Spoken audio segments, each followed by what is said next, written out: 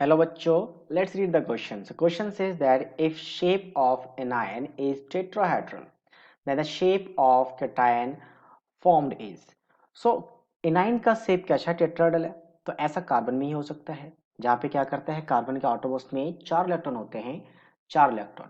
ठीक है, तो 4 में से 1 इलेक्ट्रॉन गेन करेगा तो नेगेटिव चार्ज आ जाएगा, तो एक लॉन पेयर बन जाएगा, और बाकी 3 क्या करेंगे, बॉन्डिंग में participate. Let suppose X Y Z के साथ 3 इलेक्ट्रॉन का शेयरिंग कर लिया।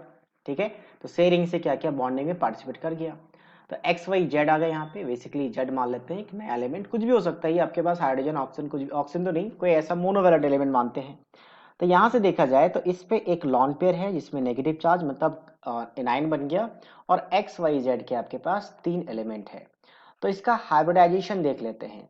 हाइब्रिडाइजेशन के लिए अगर स्टेट नंबर 2 हो तो क्या बनता है, sp बनता है, स्टेट नंबर 3 हो तो sp2 बनता है, और वही अगर 4 हो तो sp3 बनता है। ठीक है, तो यहाँ पे कितने सिग्मा बॉन्ड है, 1 2 3, 3 सिग्मा बॉन्ड और एक लॉन पेयर। स्टेट नंबर कैसे कैलकुलेट करते हैं, sigma plus of lone pair of electron.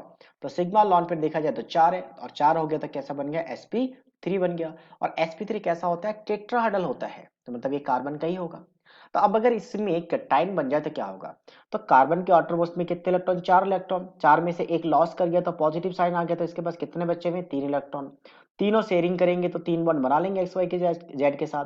तो अब इसको ऐसा दिखा जाएगा कि एक्स है, एक वाई है और एक जेड है, और साथ में इसमें एक वैकेंट ऑर्बिटल बन जाएगा जिसमें एक पॉजिटिव चार्ज है जहां से इलेक्ट्रॉन रिमूव हो चुका है। तो अब इसके पास कोई लॉन पेयर नहीं है, तो कितने सिग्मा बॉन्ड बने, 1 2 3, 3 सिग्मा बॉन्ड। तो 3 सिग्मा बॉन्ड के लिए क्या होता है आपके पास, sp2।